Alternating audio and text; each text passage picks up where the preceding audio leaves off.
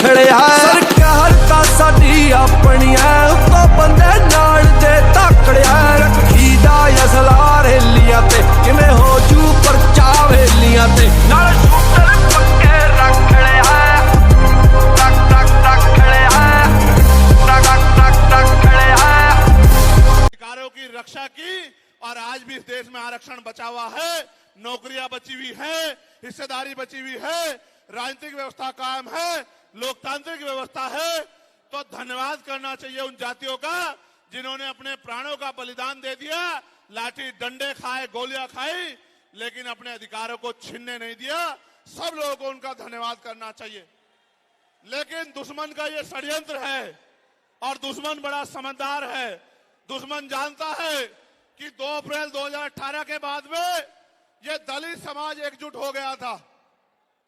जब दलित समाज एकजुट हुआ तो वो ये सोचने लगे कि इनकी एकता को कैसे तोड़ा जाए। आप और मैं जानते हैं, जब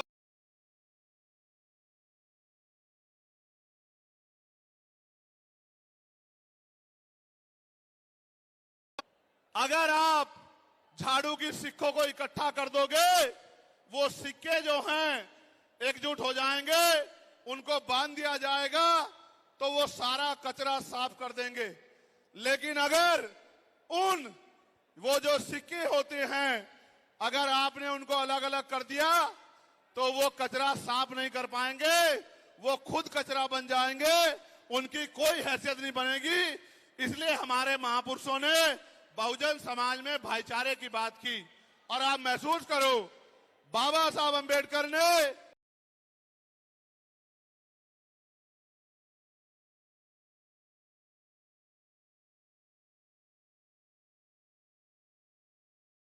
अपने विरोधियों बैरियों के खिलाफ संघर्ष भी करना है, अपने अधिकारों के लिए संघर्ष भी करना है। मैं जब देश के बाहर गया तो मैंने देखा कि वो लोग तरक्की कर रहे हैं, उनकी जिंदगी खुशहाल है, उनकी जिंदगी अच्छी बन रही है। लेकिन उनकी जिंदगी तो अच्छी बन रही है, लेकिन 75 साल की आजादी के बाद आज भी भारत में 80% लोग ऐसे हैं जो रोटी कपड़ा मकान से वंचित हैं, जिनको इज्जत की जिंदगी नहीं मिल रही। तो मैं ये देख रहा था, मुझे बड़ी खुशी हो रही थी।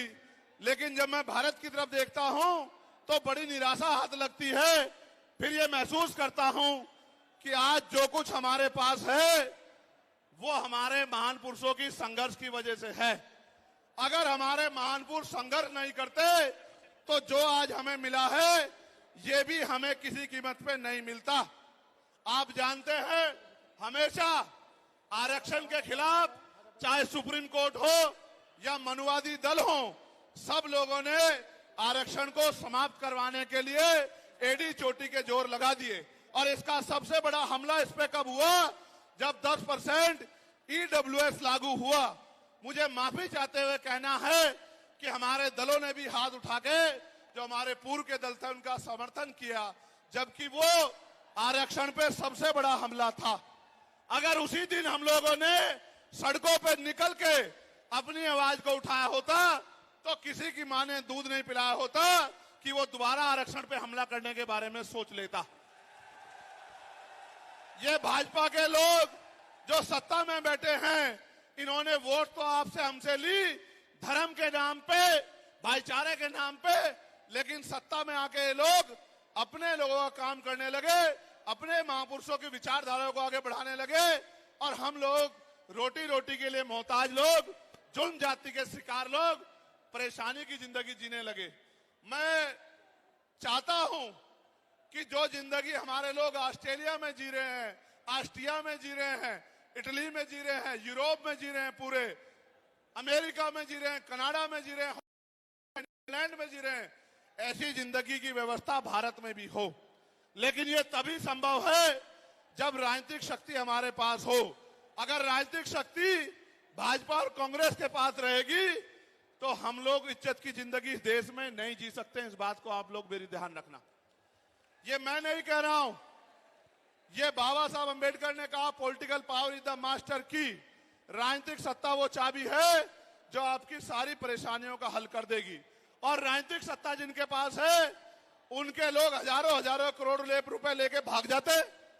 उनके लोग उनके पूंजीपतियों के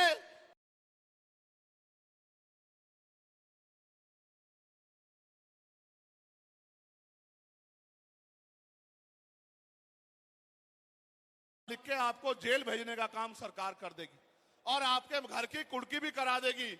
आप किसानों का, मजदूरों का हाल देख लो, आप नौजवानों का हाल देख लो इस देश में क्या है। तो हमारी सबसे बड़ी मांग ये है, आप समर्थन करके बताना कि आप इस पर सहमत हो या नहीं हो।